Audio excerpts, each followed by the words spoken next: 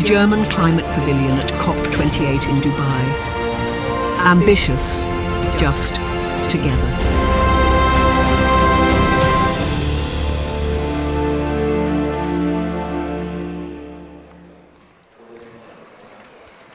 Good afternoon, everybody.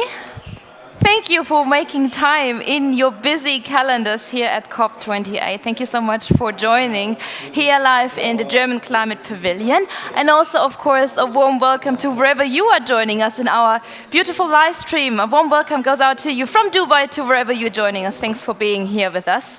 When we talk about the mobilization of private finance and the example of export credit guarantees, as we look into the latest studies, we have these tremendous numbers. 8 to 9 trillion US dollars of climate finance are needed when we talk about the green transformation worldwide. So these are the figures. When we look at the global stocktake, it becomes, of course, clear that we need scaled-up mobilization of support for climate action. This is the hot topic of the COP28 as well. And Germany is a member of the Export Finance for Future initiative, aligning public trade and export policies with the 1.5-degree pathway, and also, of course, supporting and promoting this shift when it comes to investment patterns towards climate-neutral export projects. And that's also our topic now of the next hot hour. Our event today is one of many events from the exporter in the framework of the Export Finance for Future events here on COP28, which makes us also very happy to welcome in a second also the chair of the Export Finance for Future initiative, Marianne Sondergaard. Menge tak for being here today. It's a pleasure to have you. And if you're interested in following along more information, you have this QR code on your chair, so you will find more information about that, about the E3F at COP28, about all the events, because of course we're all running around, and sometimes it's hard to keep the navigation going, but this is the QR code of your phone and for your calendar. What are we going to discuss now? We'd like to dive into the instruments, several instruments, especially when we talk about export credit guarantees and mobilizing private finance for the green transformation. And the key question really is, which instruments are already on the way forward and which instruments do we need to leverage private capital and mobilize private finance? And of course, all the way towards a greener future, how do we develop that? That's just a quick navigation at the start from my side to get into the topic. My name is Katie Gallis, and I'm happy to be your moderator for the next hour. And I kindly invite you to also ask your question. It's a two-way conversation, not just a one-way conversation here on stage in a second. So please, we do have microphones, we do have the time, we do have Slido, so use the QR code also here on the left and on the right, but also in your live stream to follow along and to send us your questions here on stage. I do have enough time and iPads here for you, so please, please, please feel welcome, very much welcome to send your questions. Okay, enough from my side. I welcome now the official speaker for the first keynote here on stage. With us is the Parliamentary State Secretary at the Federal Ministry for Economic Affairs and Climate Action, Stefan Wenzel. The stage is yours.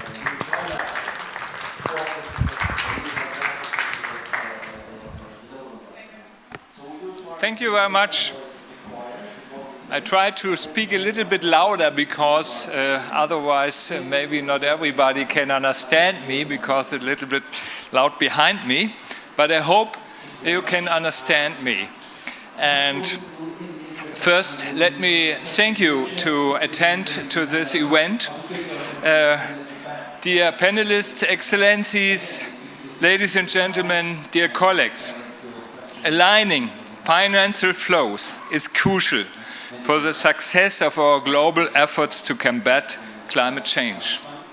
In order to meet the Paris Agreement goals, we must direct finance away from fossil fuels and non-Paris aligned activities and mobilize finance for the green transformation. This is one of the greatest and most urgent challenges of our time. And sustainable transformation is a worldwide investment opportunity for innovative technologies. If you're visiting a bank in Europe now as a company, they will first ask you if you want to have a credit, what's your scope 1, what's your scope 2, and what's your scope 3? And if you have a high scope 3, you will get no credit or a high interest credit. That is the future, and it's getting stronger and stronger in the next years.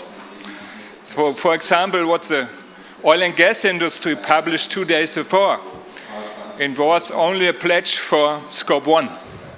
They didn't say anything to Scope 2 and Scope 3. And Scope 2 and Scope 3 is 90% for the oil and gas industry, 90% of the emissions. So it would be interesting to hear what we hear from the industry to Scope 2 and Scope 3 in the next days. Clearly, a lot has already been done with respect to green finance, also on the private side.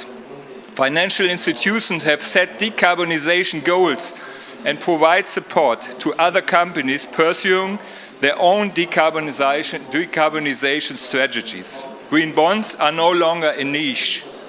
Institutional investors frequently ask for sustainability standards and reporting. And the banks have to have more and more sustainable capital in their core capital in the European Union. So it's important for the banks too. However, private finance has still been lagging behind. Only 14.4 billion US dollar of the 89.6 billion US dollar provided and mobilized in 2021 as part of the 100 billion goal was mobilized from the private sector. So there is room for improvement. As public funding will remain scarce, we as donors and regulators have to address the barriers the private sector is still struggling with when it comes to investing in the sustainable transformation. Private funds and international financial markets may need more incentives in order to shift towards green projects and technologies for the green transformation. Here, public finance can play a guiding role. The global stocktake has emphasized the critical role of international public finance by itself and in mobilizing private finance, especially to support climate action in developing countries. On the government side, it's not only through spending, but also through the strategic deployment of the broader range of our instruments, such as guarantee schemes that we can enable and accelerate progress towards a greener future. For this, we need to adapt our instruments constantly, and we need to look for innovative new ideas to bring more private capital into supporting the sustainable transformation. Germany, as others, had made international commitments to end international public support for the unabated fossil fuel energy sector by the end of last year. We don't want more exploration of fossil fuels, except in limited and clearly defined circumstances in line with the 1.5 warming limit. The process of aligning our public instruments with the 1.5 degree warming limit has not been easy, also against the background of other pressing challenges, particularly in the energy crisis and the social situation. Let me highlight one key instrument where we have been successful recently. It is an instrument that can truly deliver in setting the right incentives for private businesses and financial institutions in order to support sustainable projects and technologies. I'm talking about export credit guarantees. We have some more very important regulations. For example, the CO2 price. It's one of our most important regulations for incentives for efficiency and for innovative investments. But on the other hand, we need for every project a bankability, a business case, and therefore the export credit guarantees could be very helpful. Export credit guarantees play a crucial role in attracting private finance for climate-friendly projects. In Germany, on the 1st of November, the new climate strategy for export credits entered into force. Its main aim is to set the right incentives for export that supports the Paris Agreement goals. At the same time, The climate strategy ends the support for fossil energy projects as foreseen by the COP26 statement of Glasgow. Only with respect to gas, a few clearly defined and limited exceptions in line with the 1.5 degree warming limit have been made, in particular related to national security. In doing this, Germany is bringing its public finance instruments in line with the 1.5 degree path. For example, if we are looking to point 21C in the Paris Agreement, there is the goal for the finance, not only for the public finance, but also for the private finance. And so we're working on that on the private side, on the public side, but they have to be worked on the private side too. Let me give you an example. With the new incentives in place, the construction of a steel plant using green hydrogen, for example, or the establishment of a wind farm would receive better cover conditions. Green exports to countries around the world, especially in the global south, are important for our efforts to combat climate change. They enable this change on technological level and enable the replacement of traditional products and technologies that are more CO2 intensive. With the climate strategy for the guarantee instruments, we promote these green exports and at the same time we foster the availability of these technologies in oftentimes challenging markets. As a member of the Export Finance for Future initiative, Germany implements its international commitments and aligns its public trade and export promotion policies with the 1.5 degree pathway. We hope to contribute to setting positive examples in the export credit community. As guarantee instruments are able to leverage private capital and finances, they contribute significantly to greening private financial flows and the competitiveness of sustainable technologies. However, as the nature of projects differs, it is also important to keep other instruments in mind that realign public finance in order to mobilize and leverage more private finance. These instruments can include various forms of blended finance, for example, using grant elements or first loss tranches. One innovative blended finance fund that combines public and private money to invest in greenfield projects in emerging and developing markets is the Emerging Market Climate Action Fund, EMCAF. It is making a significant contribution to climate change, mitigation, adaptation, and environmental sustainability. The German government will provide additional 33.3 million euros to this fund. What makes EMCAF so convincing is that through contributing 33.3 million euros, the fund in total mobilized 100 million euros on the top fund level.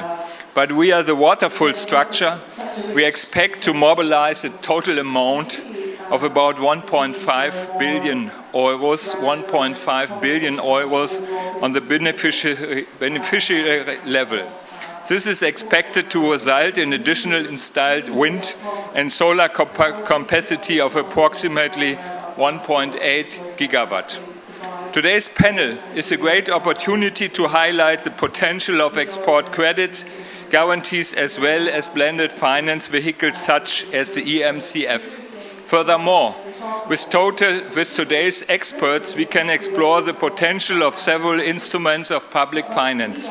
Where can these instruments be further developed or complement each other to stimulate private finance for innovation and climate-friendly technologies? It's through collective action and innovative strategies that we can achieve the necessary mobilization. And we could work much more efficiently in the future. For example, if we change the combustion car for an electric vehicle, we save 75% of the primary energy.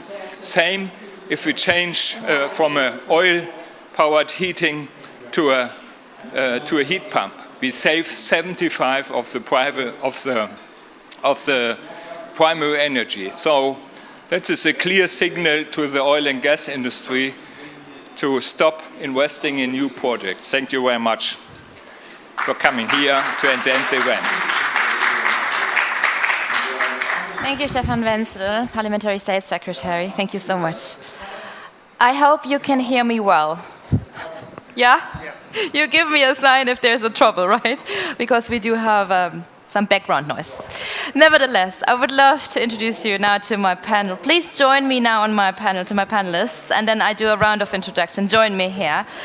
We do have Gerlinde Heckmann, we have Marianne Sondergaard, please join me here, and last but not least, Bella Tonkonoji, please here. And then we also welcome our online panelists in a second.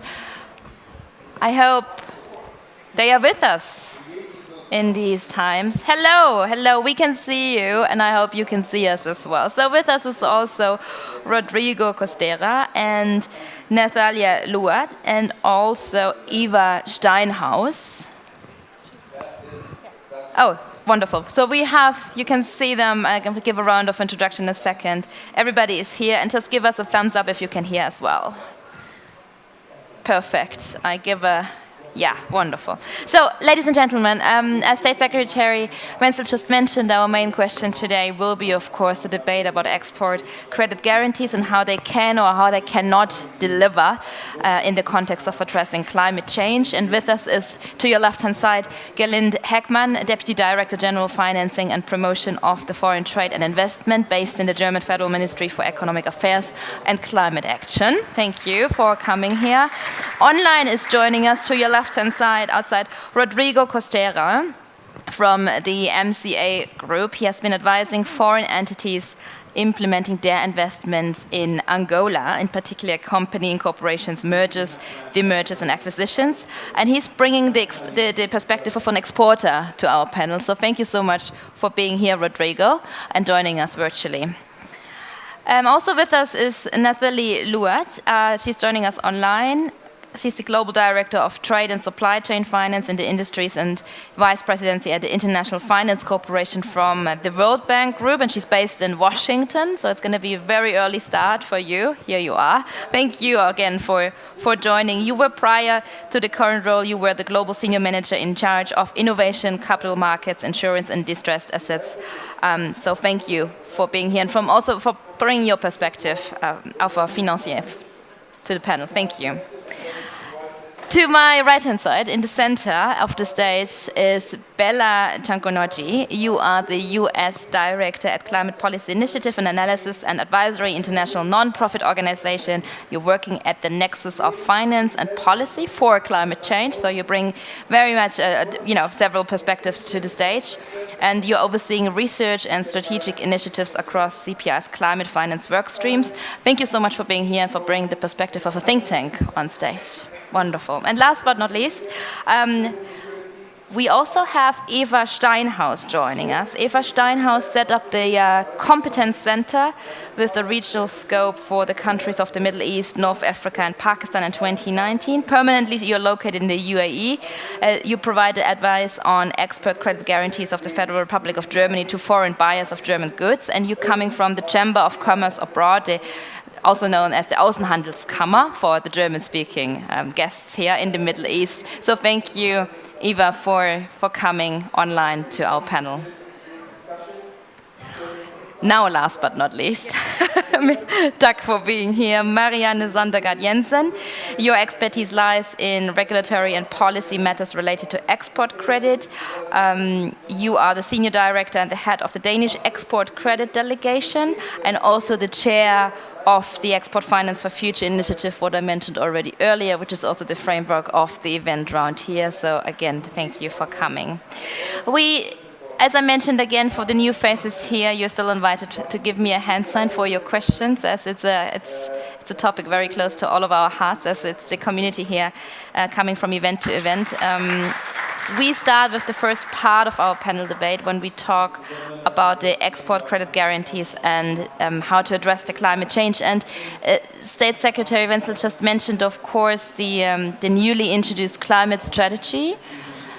But I'd like to dive in with you again a little bit deeper before we do the round. So maybe you can tell us a little bit more about the effects of this newly introduced climate strategy when it comes, of course, to export credit guarantees. So really to nail it down, what are the benefits and what can it deliver? Thank you very much. Is it on or off? Yeah? Yes, you just have to be very close. Oh, right. Yes, Perfect. I try my best. Now it's getting loud again. Okay. So thank you very much. For us, the export credit, of course, guarantees are a political instrument to promote and to enable exports and to support industries and securing finance for export deals. And they are needed to enable, from our point of view, and facilitate, of course, trade finance that is characterized by certain risks, especially in those cases where finance otherwise probably could not be secured. Ultimately, the mission is, of course, to create and to save jobs in our home country, in Germany, by encouraging and facilitating exports, which they do, well, in a kind of mitigating the risk associated with doing business abroad. However, for us, it's important to keep in mind that these export credit guarantees might be the definite part of the puzzle that decides about whether a project is done or will not be realized. From the host country's perspective, so that's the country that imports, this also may determine which projects are available in that country and at what price. When the German federal government provides cover by an export credit guarantee, it usually protects the creditor against payment default by the foreign buyer. And through this, the creditor can offer, of course, very attractive or more attractive conditions, like lower interest rates, to the foreign buyer, and so they can improve the attractiveness of the German export that is in question. Export credit guarantees usually benefit buyers from developing and emerging markets, of course. They otherwise probably would not have access to the financial terms due to local risks profile, or they would have to pay very high interest rates. Mr. Wenzel mentioned that already. Consequently, projects without insurance against payment default can often not be realized due to high financing costs. Hence, by providing export credit guarantees, the federal government enables projects that are financed with private capital and that could not be or not be financed without the cover. And this exactly is what we mean when we argue that export credit guarantees can mobilize private finance.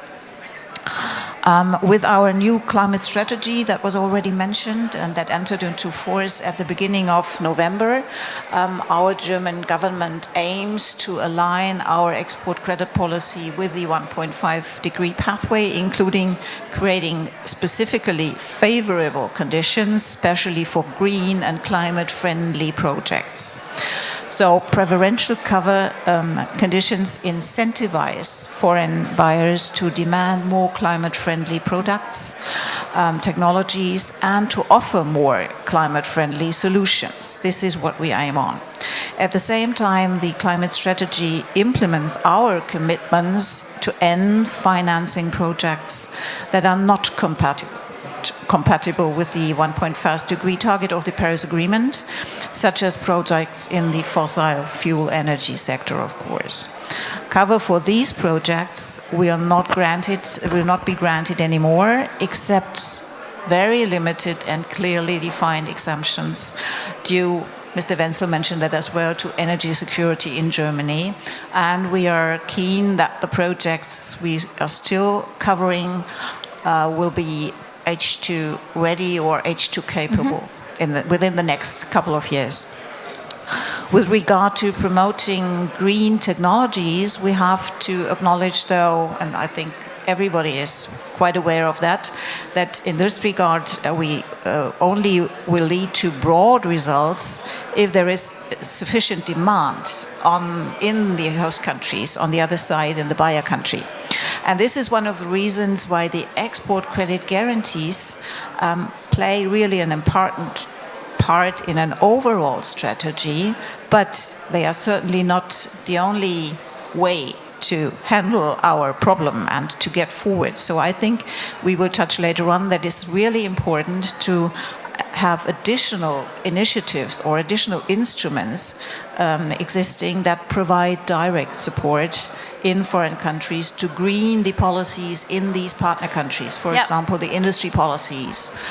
This is quite important. And here the German government is active as well. We have the so-called International Climate Initiative, where we are assisting and supporting partner governments to develop in that direction. And of course, we have energy and climate partnerships for the same purpose. In sum, what we expect by this, or by our new strategy, these are incentives for export in green technologies, in green products, and in green projects. And we hope that we are convinced that the climate strategy will support them and will contribute to directing funds into these projects. So we aim to shift a bit more the private capital just in the climate-friendly and decarbonizing industry. So far from my side. Thank you. Let's stop here, and I already received a lot of keywords. We're going to dive into these keywords in a second. I just want to give the floor now again to Rodrigo, who's also with us. Rodrigo Costera, you are, and I hope you can hear as well, because, yeah. You are building a photovoltaic farm in Angola, and from what I've read, that you are making use of export credit guarantees. And I think it's crucial to get your perspective as someone with experience. How did export credit guarantees help you in order to realize your project? And of course, how are they used to scale up the privately funded projects when it comes to the global south, when it comes to the perspective investing in the developing countries? So please zoom in with us in your experiences. Sure, Katie. Good afternoon, everyone. First of all, thank you very much for the invitation to MCA to participate in such an important discussion. It is a pleasure to be here and to showcase what we have been doing with the great help of the German authorities and the German ECA. So in order to address your questions, Katie, I would start out by explaining the project a little bit so that everyone is aware of the magnitude of the same. This is a project that is being deployed in Angola, so in sub-Saharan Africa, for the electrification of 60 villages, 60, that are spread over 5 provinces in eastern Angola. So the electrification is being made by 2 different solutions. In relation to 12 of these villages, we are extending the grid, the existing grid that is already available in the country.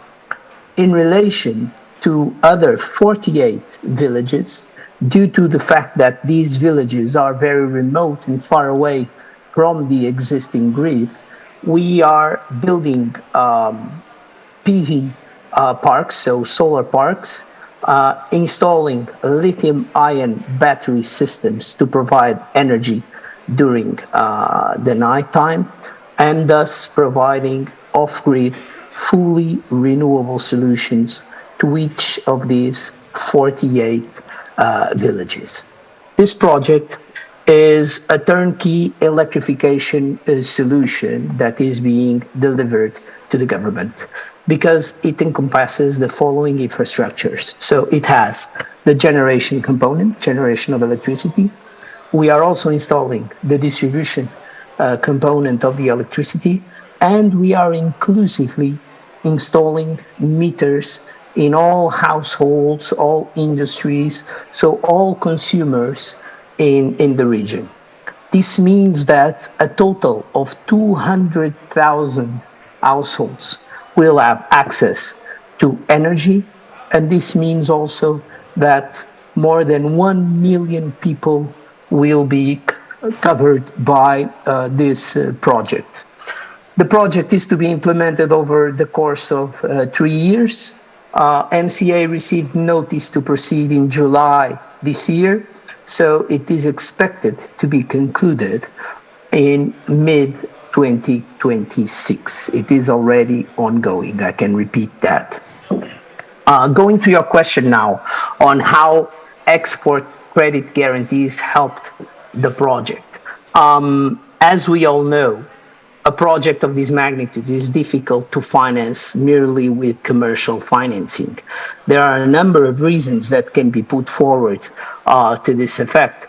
But the bottom line is that commercial financing is simply not available, neither in the amounts nor in the pricing or tenors that are required for a project of this magnitude to be bankable in a great number of countries of the global south, but certainly not in Angola. So financing covered by an export credit guarantee in this case has emerged as an enabler of the project, as it untapped 95% of the required funds. So 95% of the project value was untapped by means of an export credit guarantee. What does this mean? This means that 95% of the value of the project benefited from the rating capacity of the relevant export credit agency, which in this case was Euler Hermes. This export credit guarantee means lower interest rates, which goes to the affordability of the loan, and also means long tenors, in this specific case, plus 20 years, which eases a lot the debt management to the borrower. And then finally, when we have 95% already untapped, 5% of a commercial loan is easier to source on the one hand, and also the commercial finance in this case, when computed with ECA finance, will give an acceptable all-in cost and general terms and conditions. So in a nutshell, this is how the export credit guarantees very positively impacted this project. And this is a solution that can certainly be replicated to unblock other projects in the global south.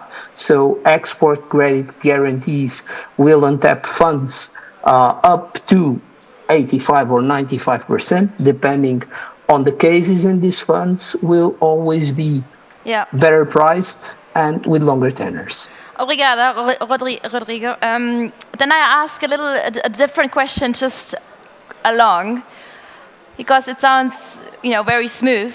But what was a headache for you in that process? Oh. And what's a little learning? Because I think we want to learn from each other. So it sounds very easy what you were just saying. Nevertheless, of the big scale. But what gave you the biggest headache? Well, I would need all day to explain all the headaches that we had during the 3-year development process of this project. But of course, I can share a couple of the bottlenecks that we had to surpass in order to get this project to see the light of day. So firstly, the sites are extremely remote. It's difficult to get there. In the rainy season, there are some of the sites that are simply not reachable. And this is 4 to 6 months of period of the year.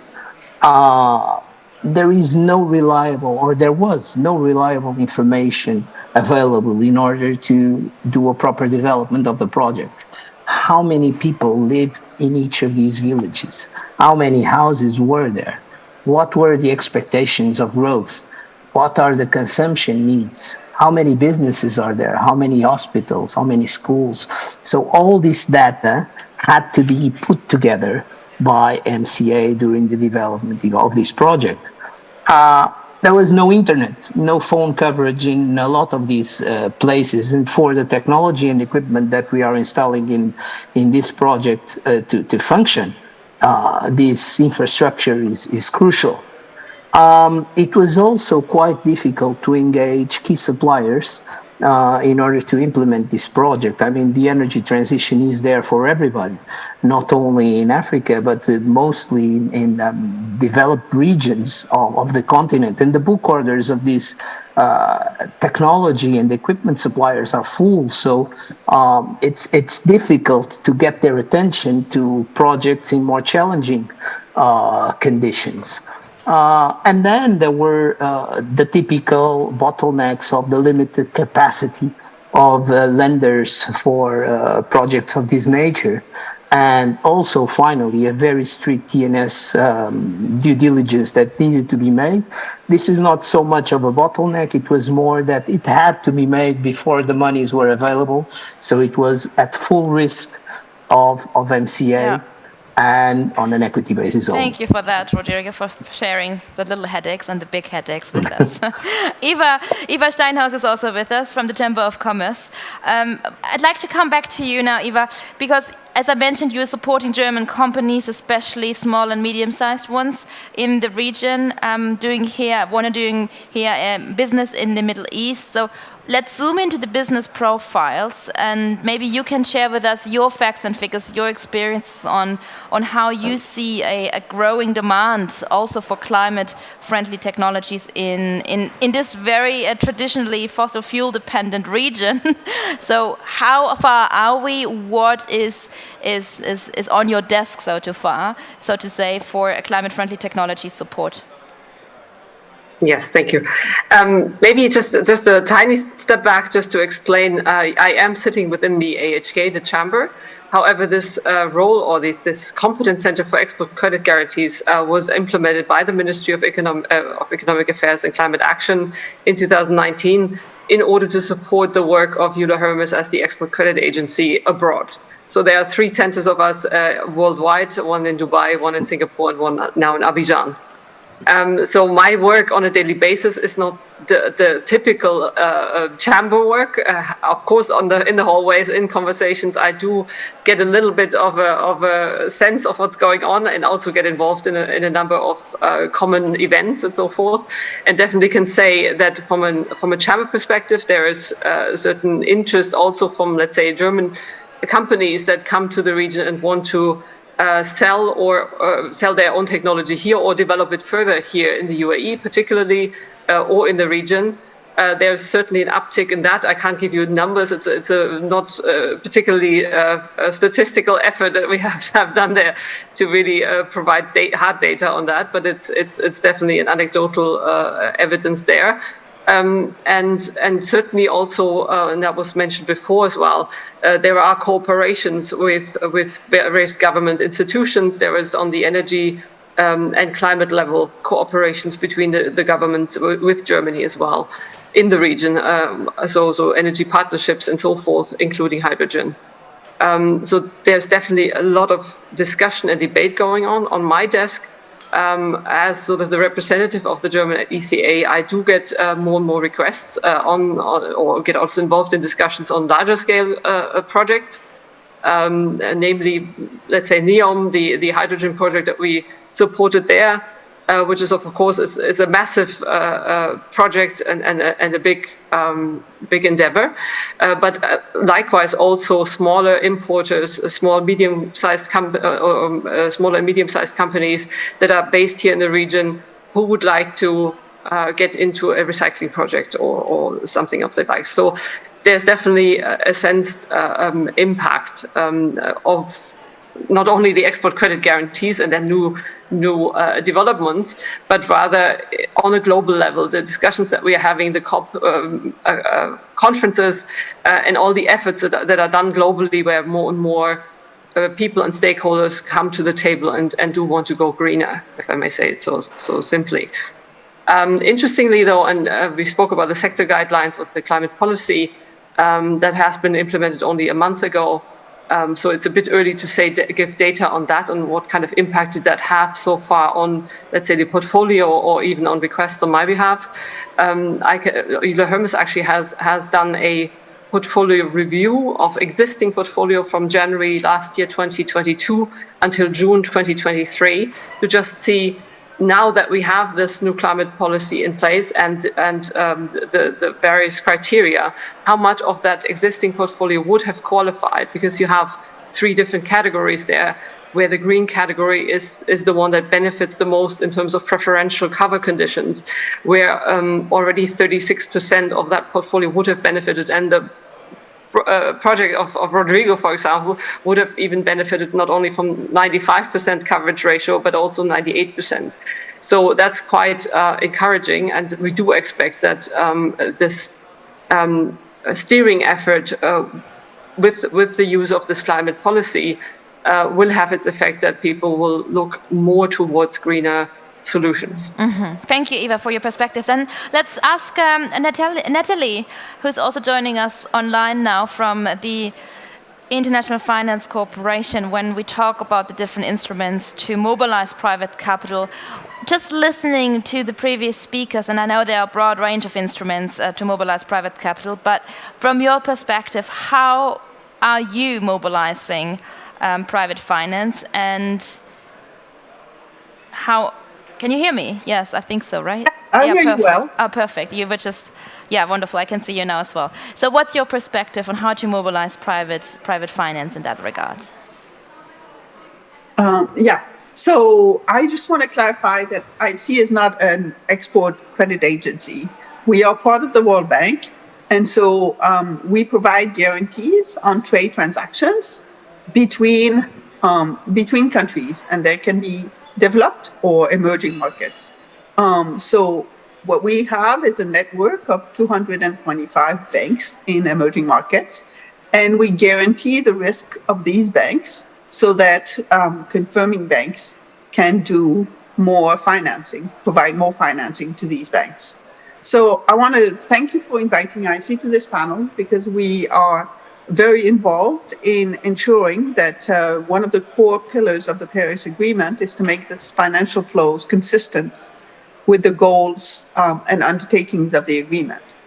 And while major emphasis has been placed on financial flows provided and supported by multilateral development banks, the primary focus has been so far on long-term finance or project finance, while international trade has not yet been featured as much.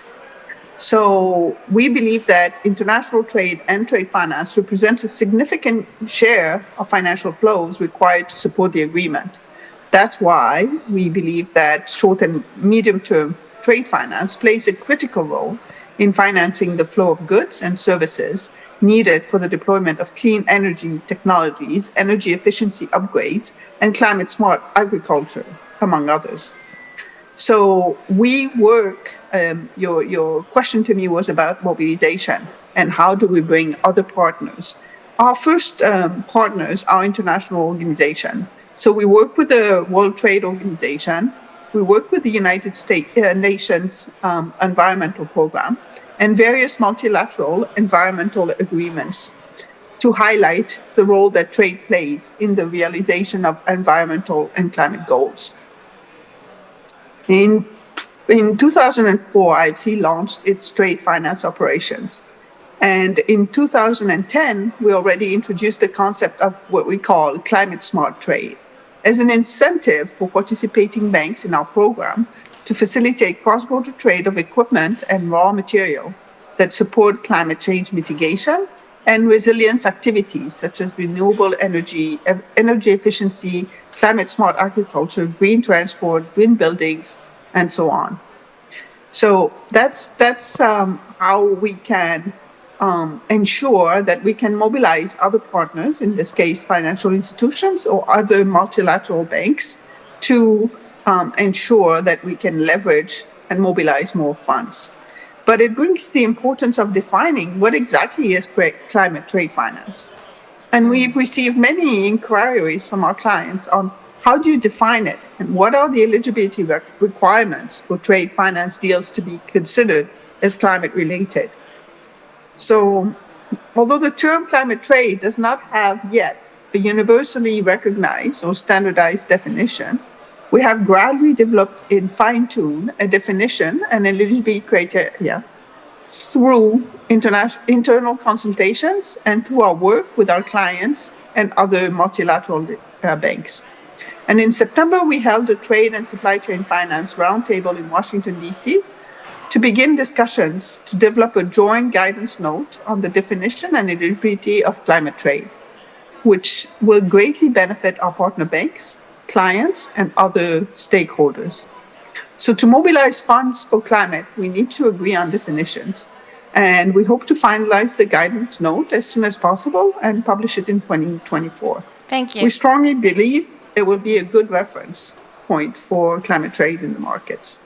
Thank you. Thank you. I just have an after question, a little question again, and I hope you're still with us, and I know you're feeling a bit sick, so thank you again for being here today and, you know, for fighting through. I know it's hard, tough. But when we talk about the export credit guarantees, maybe you can elaborate a little bit on that as well, how you make use of export credit guarantees, because that's, of course, the topic of the hour.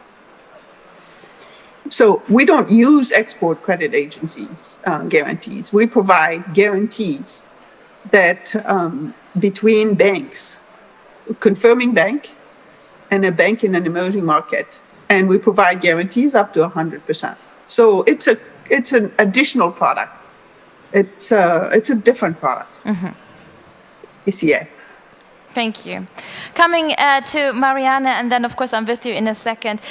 Marianne, you are the chair of the E3F Alliance, a coalition of 10 European export credit agencies, quite active of course during this COP28 here in Dubai.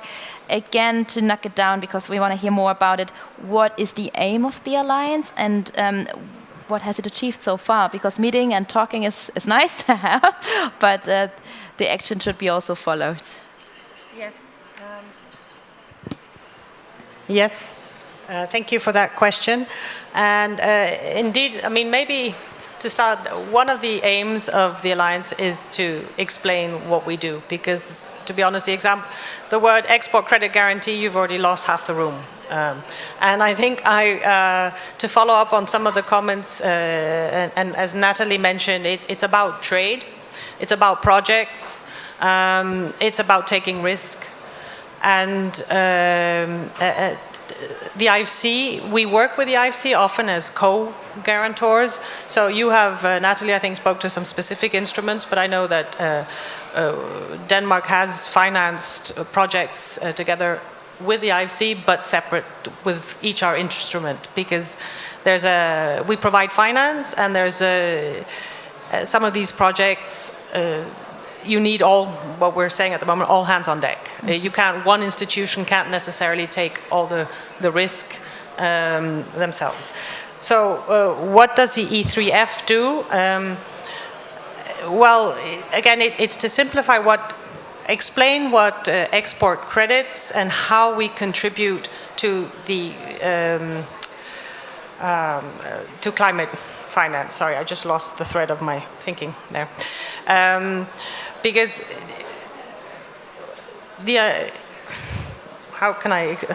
I'm trying to make it simple, which is difficult, but the Alliance, our focus has been on to live up to the COP26 statement of phasing out support for fossil fuels, and to mobilize or incentivize green investments. And export credits is about trade. And I think the easiest thing to remember is we are not going to have a green transition without trade, without the transfer of technology. And in that sense, the export credit guarantee instrument has a long experience of taking the risk related to trade. But we have been a demand-based instrument. So often we have been waiting to see what does our industry export. And now, with the intense need to change the way we work, governments have decided we will stop being only demand-based. We will actually take the decision and say no to certain types of financing, which is the fossil fuels. But not all governments have signed up to phasing out all fossil fuels. In the OECD, there's an agreement to phase out coal, but we don't have an agreement yet to phase out all. And we also have to acknowledge that there is, as soon as you talk trade and you talk finance and projects, there is competition. So the regulatory system is also about ensuring that it doesn't help that us phasing out and someone else just stepping in and financing it. So the E3F, we have joined together to say we are 10 countries that will try and implement the phase-out approach in the same way, thus acknowledging that our industrial structures are different. So we may have different phase-out approaches, but the main thing is that we're transparent about it. So thus, in making it visible what we do is not just words, but we're actually phasing out. Some may be a bit faster than others, depending on your systems. And now the challenge is, what we want to do next is how do we scale up? And we have just agreed in the OECD a framework to finance a new climate change sector understanding, where we have identified what we would call green enough to receive longer and better repayment terms. And hopefully that will make it easier to finance projects like we've just heard in difficult markets. Because we have the patient capital, we can maybe provide 22 years, etc. The question is that enough? And what we will do afterwards, what we have to work, we're hoping to get inspiration here at COP to see what else we can do. Marianne, you just mentioned it started already with the tough conversations at the COP26. Now we're at the COP28. So what would be a successful COP28? Looking ahead and having a little bit of a wishful thinking now. We are in day 5 of this year's COP. So what's needed? What would you like to see as a result for the Alliance? Yes, thank you. Not the whole COP, thank you. For the Alliance, well, we already had a discussion this morning. Galen was on the panel as well, and I think we were already discussing, instead of just transparency and talking about all the challenges, can we as members of the Alliance go a step further and actually try to take some more risk together, for example? Instead of just pointing out, you need more risk willingness, can we get governments to sign up of saying, well, instead of waiting for the World Bank to do it all alone, can we do something together? Can we, yes, risk share, can we talk to the private sector, can we try and just perhaps trying to agree what are the different types of risks? We're used to doing that on country risk, buyer risk, perhaps there's some work there that needs to be done, because the moment you identify the risk, you can start pricing it better. So there are different avenues, and I think the main thing I would say is that we kind of follow up and get the governments to allocate the time and resources to do some of the basic work that needs to be done. Thank you. Bella, last but definitely not least, coming now to you with the strong think tank perspective from the Climate Policy Initiative. Thank you for being here. So we talked a lot, of course, now about instruments and measures and ideas and challenges and headaches. And your institute, as I mentioned, you worked specifically on analyzing climate finance flows and looking into the channels of the mobilizing of private finance. So listening to the previous speakers, is there anything that you would give to as an advice or as a little critique point, from your perspective of your experience and your science-based approach? Yeah, absolutely. So I'm glad we're having this conversation. Actually, we do a lot of work in international financial architecture and these big words and the multilateral development banks. And actually, nobody ever talks about the export credit agencies, and they're quite important. They're quite important in international public finance. So it's good we're having this conversation, even though it is very technical. You do tend to lose a lot of people very quickly in export credit.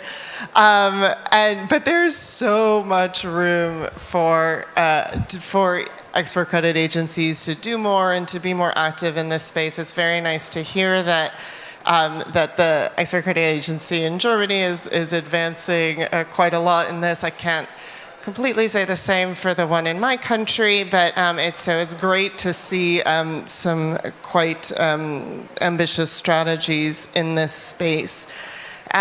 Just to put it in context, going back to your question on global climate finance flows, every year we release something called the Global Landscape of Climate Finance. It is an accounting or tracking of climate investment globally, and we look as well at the financial flows in developing economies. And while it varies, a lot of in particular, say for Africa, only 14% of climate investment in Africa comes from the private sector, which is not what you need to actually scale climate action anywhere. And so, I think there is a really important role for export credit agencies to play in driving more investment and really helping to facilitate that investment where there are both real and perceived risks for international investment. So we've been working for a number of years in supporting innovative climate finance mechanisms. We run something called the Global Innovation Lab for Climate Finance, which the German government has been a longtime supporter of and was actually one of the founding partners of, where we incubate climate finance solutions. We recently launched a sister facility together with Convergence Blended Finance, which is really trying to accelerate and scale these solutions. So I just wanted to mention one solution, actually, because it's about export credit. Usually most of our solutions are funds or climate finance products, but this year in this new facility, and we have just announced it today, actually, one of the funds we're going to support is an export credit fund for Africa.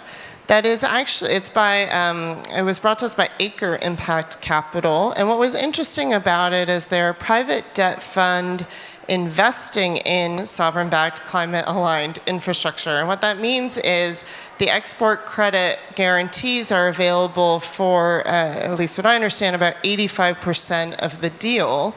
But in order to get that 85%, you have to have some capital already behind you, that 15%. And so what this fund is going to do is invest in that 15% and actually unlock those export credit guarantees.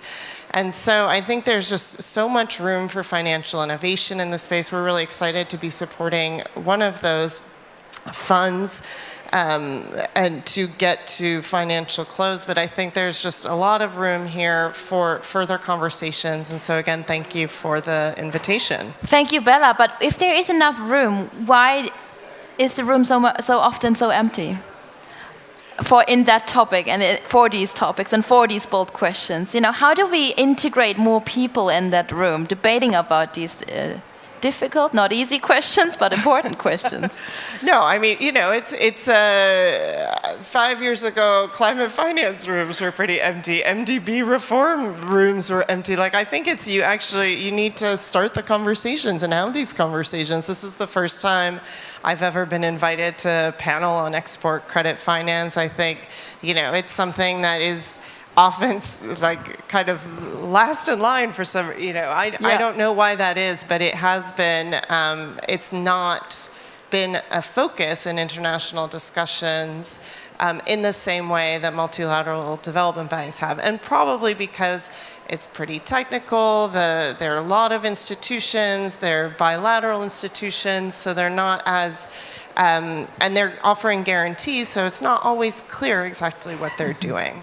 Thank you. Marianne, you want to comment on that? And I have a look around. If you have any questions, give me a hand sign, and also to the audience in our live stream. I do have the iPad here, so I'm waiting for your questions in Slido. Send them along. Marianne.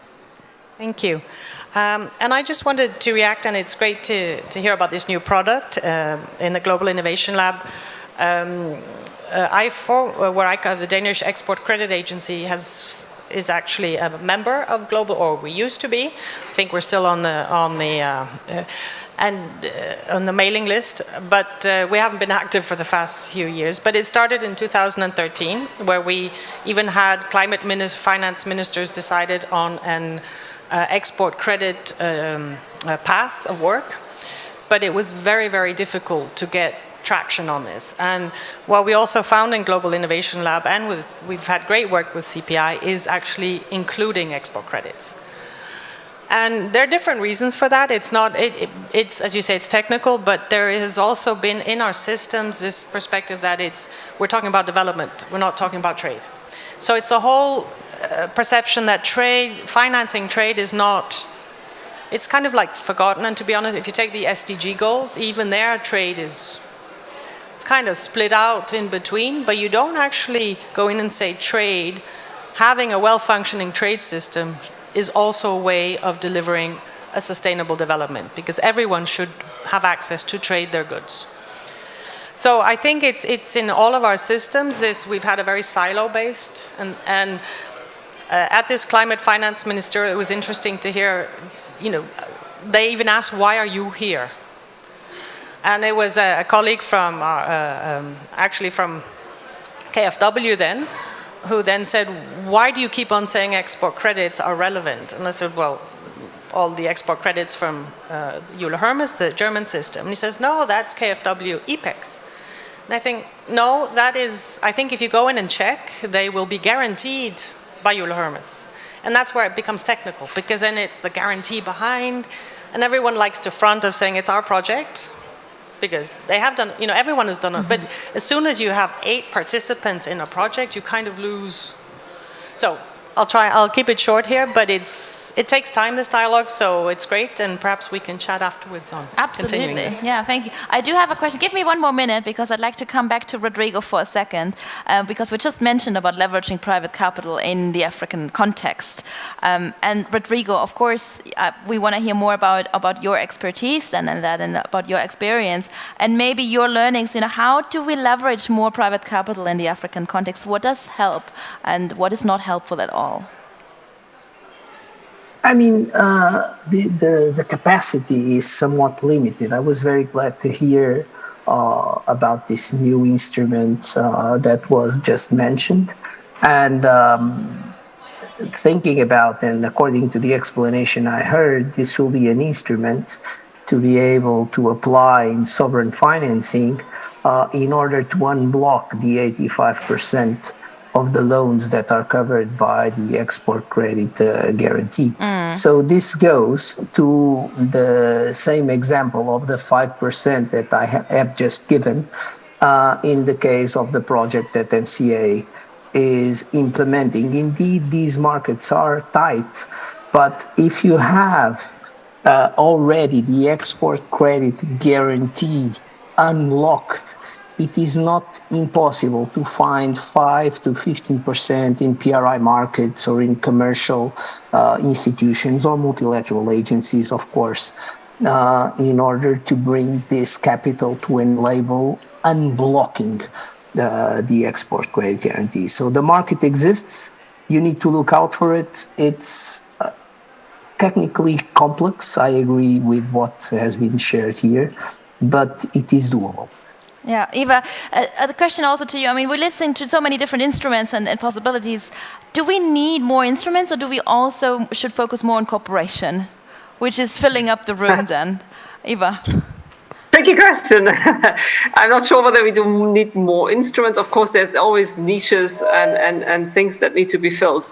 I think at this point, it's my guess at this point is there's so much innovation that has come online in the last year, let's say, at least alone in the export credit space, that there needs to be actually more cooperation, more collaboration, more communication, also so that actually when a potential client in an import country comes to us or comes to whomever to get a deal structured, that it is clear what the instruments are there that we can select from.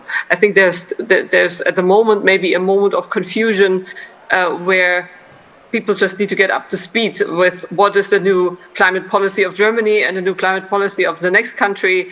And as was said earlier, the ECA space itself is not a simple one. You have common grounds, let's say the OECD arrangement, for example, where we agree on common terms. But then you have national strategies that impact ECAs. And there already you have quite a few differences. So even one importer just looking at 3 different ECAs needs to talk to each one individually to see, okay, this one can provide me this, and with the other one I have that drawback, and maybe I go with the third one. So there is a lot of education and self-education to be done. I think that's right now the primary thing to get an overview and really have a concerted effort. Yeah. That's probably what I'm for. Thank you, Eva. Coming now to you. Who are you, and what is your precise question?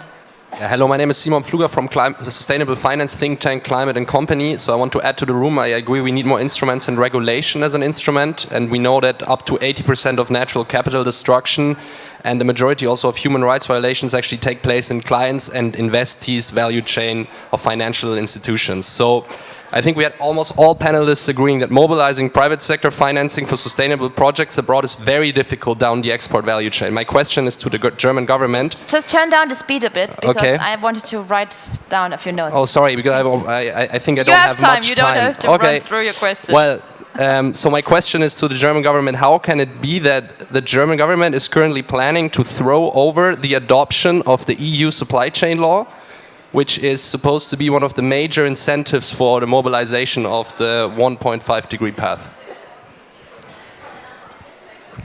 This goes directly to you, Ms. Heckmann.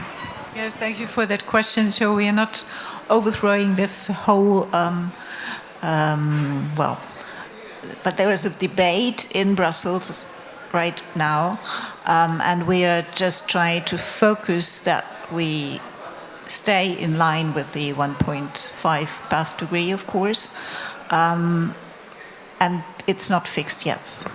I can comment that right now so far, but we are really in big discussions in Brussels. So it's not closed yet. The German Liberal Party is trying to throw it over, if I may add some detail. And before it was just a discussion of including the financial sector, and I think that's exactly what we're talking about here. So I think to have coherency here between what is happening at COP to those laws that are agreed, and summing it up, I think it would be a regulation as an instrument to address this issue we're discussing here. Thank you. You're quite correct, but we are really aware of that. Do you have any more questions? Or was that the only one? No, I don't have any more questions. Just a question to the German Ministry of Economy is that this is being discussed right now in Germany, and signals to the other ministries and also to the Chancellor would help to avoid this happening. Wonderful. So no question, but yeah. A comment. Thanks. Thank you. Point taken. It's noted on the post-it, right? We take that. Thank you. This is your time. So what's your question? Just grab the microphone and tell us who you are and what's your question. Thank you. Hi, my name is Kara Stucker. I'm an expert for EHS and climate risk management in structured finance at the DZ Bank in Germany, and a former member of the sustainability team at Euler Hermes, full disclosure. I've got a question about what I'll call worthwhile projects that have challenges with regard to their EHS and climate performance. I'll just give you three really quick examples. For example, a hydropower project in Angola providing electrification to a remote area which has large gaps to the applicable ENS performance standards. A heavy fuel oil power plant project in Bangladesh providing electricity in an area that's really untenable for traditional renewables, solar or hydropower or wind, and which is waiting for a connection to the natural gas network. Third example would be a nickel cobalt mine in Indonesia with a very high level of ENS risk, but where the raw materials will be used for e-mobility, for electric cars. What are your thoughts on whether or not these types of projects should be eligible for improved conditions and cover, or eligible for cover at all? Do you think there's a place for these types of projects in the export credit world? Thank you. Who wants to start? Where is this place for these kind of projects? Hands up. Everybody's looking to you, Marianne. Well, I mean, you hit the nail on the head. The difficult part of this is that, yes, we're phasing out, but that's also what I mentioned there. It's a phase out, and there's a transition part. So how do we can't scale up with mines, having certain minerals for the renewable energy sector. I'm not an expert. I don't know if you need nickel, cobalt for renewable energy.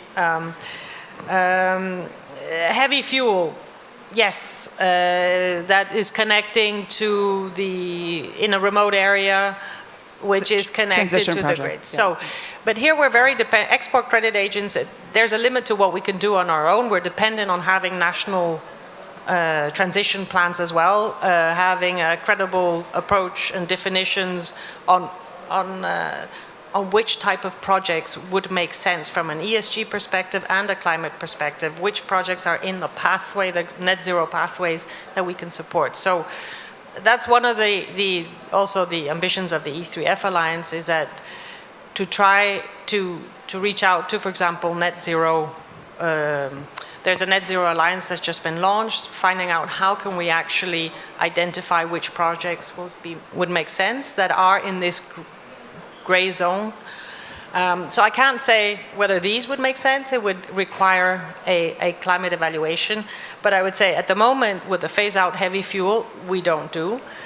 But again, if we don't do it, but we just move it to a different part of the government, without having the proper due diligence on whether it makes sense in a net zero pathway, that wouldn't make sense either. So it does require not only the E3F and the ECAs taking this approach, but it also requires other parts of the government, like in the DFIs. Perhaps they're the ones who should finance, from a development perspective, a project like in Bangladesh. Maybe not alone, maybe in cooperation with us, but it's it's a difficult question, and I don't have an answer. Bella, what's your answer? And then Gillian. No, I think it's an important question. There's trade-offs with everything, right? And I think this is where the ECA world, which is global, right? Export credit agencies are globally providing trade and export finance, and then you have development banks, development finance institutions, which are providing the development finance, and then you have private financial institutions, which are also kind of more global. And so this issue actually comes up a lot, and development finance institutions are really struggling with it as well, because trying to understand, do they set net zero targets? If they set net zero targets, what does that mean? Because they're working with developing countries who will all have different pathways. We all know everybody has to get to net zero, but how fast you do it, and when do you make trade-offs that are more weighted maybe more towards development, like for example the heavy fuel oil example you gave, versus more towards climate and net zero sooner. I think it's a raging debate. It's something that a lot of people are really trying to understand. I think for ECAs, probably the best approach is, which I think you kind of got to at the end, which is working really closely with the development finance institutions so that because the development finance institutions really need to be understanding what is the long-term strategy for that country for climate, how it intersects with the development pathway, and then does within that pathway, do certain investments make sense? And I think for an export credit agency, it would be a lot harder to make those kinds of judgment calls alone without partnering with the development finance institution. Galen, what would you like to add? Well, just a small remark, because the most things have been said already, but for us it's really a topic how we could combine export credit guarantees and development cooperation better to get other results. Right now, frankly speaking, I don't have an answer, but we try to. And in our ministry, we have initiatives, because we, in the Federal Ministry for Economics and Climate Action, we now have programs coming from the development cooperation side. And so we first, in our ministry, try to get it better aligned. It's really difficult, I can tell you. Natalie, would you like to add something on that? Because I think I saw you nodding, and maybe you can share with us where you agree or where you disagree. Thank you for your question, Karen. Oh, you're still here. Wonderful. So where do you agree, or where would you disagree?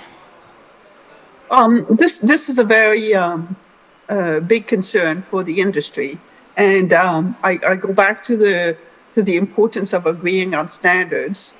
And at the World Bank, we have categorization of products, of projects also. To ensure that we don't do any extractives for coal, for example, or any other thing. So I think developing those standards and making them broadly available to other private sector partners would help consistency across the board. I can't answer specifically to these examples that were given, but I can assure that this would be looked at very closely by the development finance institution. And also, we need to remember that no country has sustained high level of growth and reduced poverty in the past 3 decades without greatly expanding international trade. So it's definitely an area where we need to work for the benefit of the emerging markets. Thank you for that comment. Did that answer your question, or do you have a comment again? Maybe we have another microphone. Do I see more hand signs? I just want to give an overview. But no, take the microphone and let's have a two-way conversation. So what are your thoughts? Thank you. No, thank you very much for the thoughts. Maybe just one comment from my side, based on my own experience. I think all three of those example projects are going to get done, whether or not ECAs that belong to the OECD are involved or not.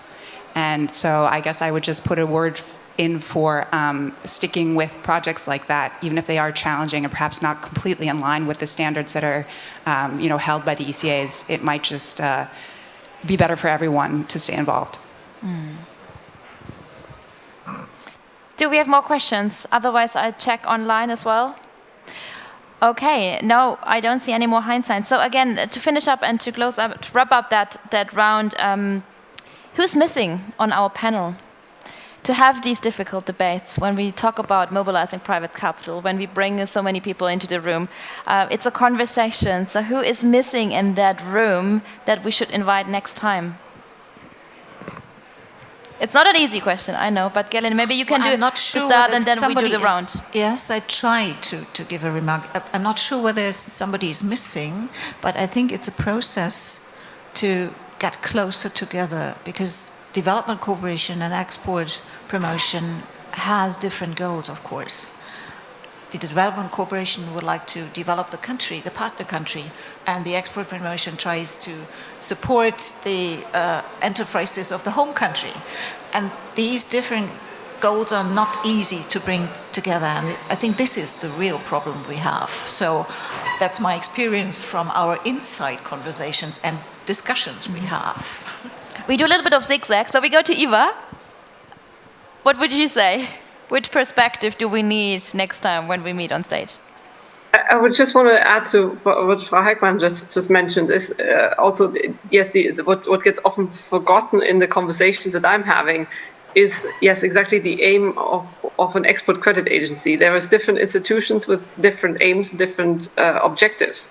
And here in our case, because we want to bring in the banking market with our product, with our instruments of taking on the larger portion of the political and commercial risks, these still need to be viable projects and they need to be bankable in essence. Bankable, let's exclude those political and commercial risks for a moment, but even the building underneath of the whole structure of the transaction, largely the project, that there be off-takers and all of these kind of things. If you speak about larger projects, typically there will be financial advisors involved, and there's typically some capital already available to cover all these kind of aspects.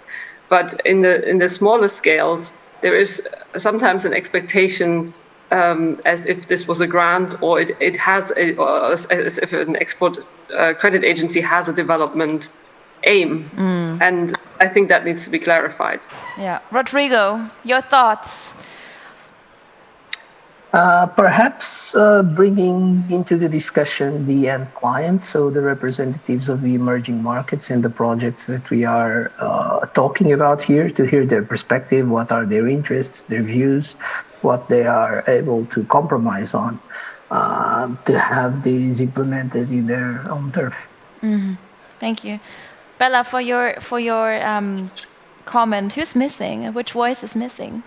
I mean, I fully agree on the client side. I think some of the ECAs that aren't in the OECD export credit group are really important to involve and include in some of the clean tech and some of the exclusion conversations, because if these ECAs are not financing, there are others that are likely to do it. And so I think it's important to expand that tent as well. The final thing and kind of coming back to that gentleman's comments from earlier is the advocacy community, which I think actually has been quite engaged in some of these conversations over the years. Natalie, I know you are on a lot of panels, so which voice is needed, of course? Maybe which voice would you like to see next time? So from our point of view, of course, representing the World Bank and the AFC, what we believe is important is the developmental role of what the ECAs do in emerging markets. And so I would say, as Rodrigo mentioned, that the voice of these client markets is what is missing. Yeah. And maybe a presentation of the difficulties they're facing, such as in the examples that were mentioned earlier, like Bangladesh. None of these are easy, but hearing it directly from the clients would help start a more detailed and constructive dialogue. Wonderful. And you have the last words, Marianne, before we have the background noise again. So what are your thoughts and what would you like to see, not just here on COP, but also when we meet again at COP29? Well, I can agree with what's been said, that I think the client perspective is important to bring along, because to be honest, they probably wouldn't care whether it's an ECA finance or a DFI finance or an MDB finance, as long as there is finance that delivers their needs. So, and then also I think in this whole discussion, you could actually, there are many who are missing, but it depends on which aspect you would like to focus on. So, but clients definitely. And perhaps a final thing, if I may, just to react on Gerlin's comment of saying DFIs are focused on development. Yes, that is their mandate. And ECAs, we keep on saying we're there for the home customer. And that is one of the things that gives makes a discussion dialogue difficult, because to be honest, the people working in the ECA, for example, Karen, we're about the projects. But it's true, our mandate, the money we have been given, is often tied to a condition. But our focus is just as much on the project itself, the ESG due diligence, does it have an impact? And the reason we're allowed to do it may be the trade, but to be honest, DFIs today, they are about the project, but they're being given, many of them have a mandate as well of saying, by the way, certain policy interests, maybe certain countries. It could also be maybe, please do talk to home country exporters as well. So again, I think we should try and be careful how we frame what our mandate is, because it confuses a picture. And then instead focus on the client and the project that needs to be financed. Thank you. So I add another C to Eva's 3 C's, what she mentioned. You mentioned collaboration, cooperation, communication, and now clarification as well. So we've got the 4 C's, and with that, thank you so much for attending. Thank you so much for your time in this busy schedule and these busy days at COP28. Thank you, and a round of applause to our panelists. Thank you so much, Gerlinde Heckmann, Rodrigo Costera, Natalie Luat, Bella Tankonaci, Eva Steinhaus, and Marianne Sondergaard. Thank you for your perspectives. The conversation will go on, and in 30 minutes we continue here in the German Climate Pavilion with our next conversation about the role of the insurance sector when it comes to climate adaptation. So stay with us, get a strong coffee, a good coffee, and I'm looking forward to see you soon. Thank you so much for being here. Thank you.